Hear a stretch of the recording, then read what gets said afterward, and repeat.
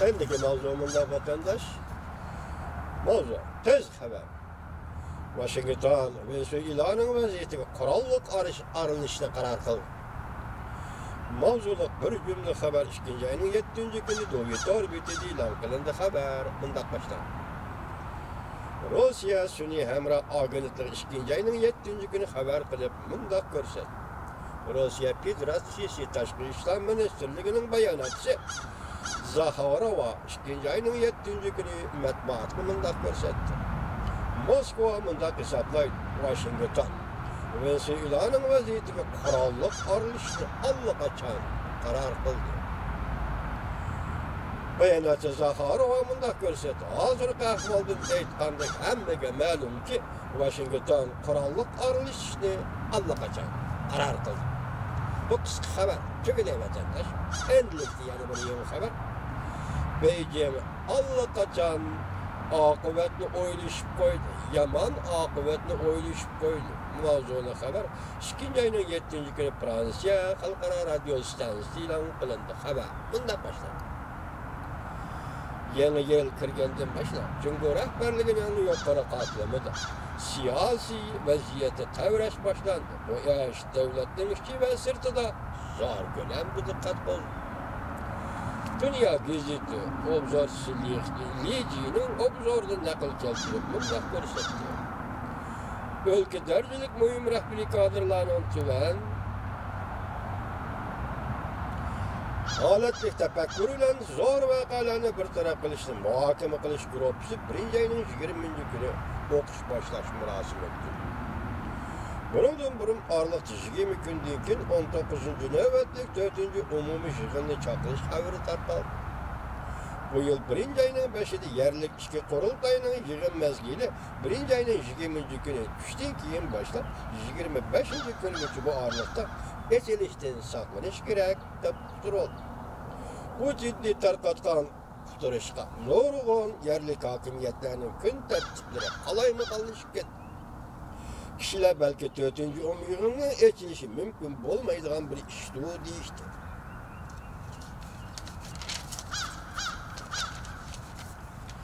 Bu vakit özgertmeydi dep qiyas qilishdi. 4. yığının etiliş vakti özgertmeydi. Yoki qurultay yerlik qurultayning etilishi vakti alayda ish bo'lmasa özgermeydi deyishdi. Muhakim qilishlik kişiler şöyle bilip aldık. En zor xatar qanchalik zor ve qanchalik xatarli. Saklanish ve hal qilish nima ancha ciddi.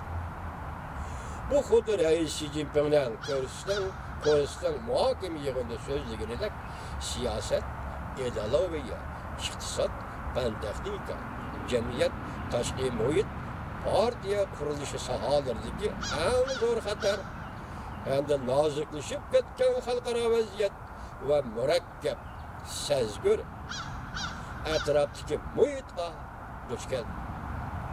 Aqalli tefekkür, başlangıç tefekkürü bilen zor xatarga ve tasavvurimizdeki çöçügidek vaziyetke taqabul turuş degin jo'ngbo'li rahbarlarning eng yomon oqibatga tayyorlik qilayotganligini tushuntirib berdi. Çünkü vaqt gazeti obzorda bunday ko'rsatdi. Tashqi xotirjamsiz omillar birlashib ketgan ahvolda Xi Jinping ve hükümet rehberlik grubu siyasi bexatarlikni elbette yuqoriroq qilib turib ta'kidlaydi. Kompartiyaning bexatarligi rahbarlarining bexatarligini kafolatga ega qilmoqchi bo'ldi. Faqat Amerika Jungo savdo urushidan saqlanib qolsa, fan texnik elib kelgan faraz qilishga bo'ladigan qarog'i vaziyat voqealari ve suv qolishi vaziyati voqealari qarag'ozlik vaziyati voqealari ve suv qolishi vaziyati voqealaridan ve Amerika qatorli g'arb davlatlar ideologiyasi qo'zg'agan ranglik inqilobning yuz berish tuprug'idan sharoitidan saqlanishga bo'ldi. Qaror qarag'oz vaziyati voqealari deganlik ihtimolliği çoğ emas. Yüz berishi odatda mümkün bo'lmaydiganligi amaliyotda yani yüz berishi mümkün bo'lgan voqealar. Çünkü Amerika savdo urushi ve fan texnik urushi Jungo'ga elib kelgan zarbini o'tganda tasavvur qila olmaydi. Lekin bu voqealar tuyuqsiz yuz berdi. su kalışı vaziyeti vakaları degenimiz değil mi? İhtimallığı yokkuru ve tesiri zor bolgan adam şurap durduğun, daim şurap durduğun keçirinler, kişiler adetlengen, kişiler anç köngül bölmeydiğin, yoşurun, krizisli, yani işki komutunu çıktı göreyim, karagaz vaziyeti vakaları ikincisi, su kalışı vaziyeti vakaları, bu siyasatçılığa düşüden hukumlar var mı yok mu, Xitaylar icat kılıvatanını bilmeymen, kıskıça esas bunun biri çoğun vaziyet, biri küçük vaziyet, çoğun vaziyet. Devamlı körülüp dostu mu, kişiler dikkat kılmaydı, küçük vaziyet. Bu kilişi mümkün, kemmesi mümkün.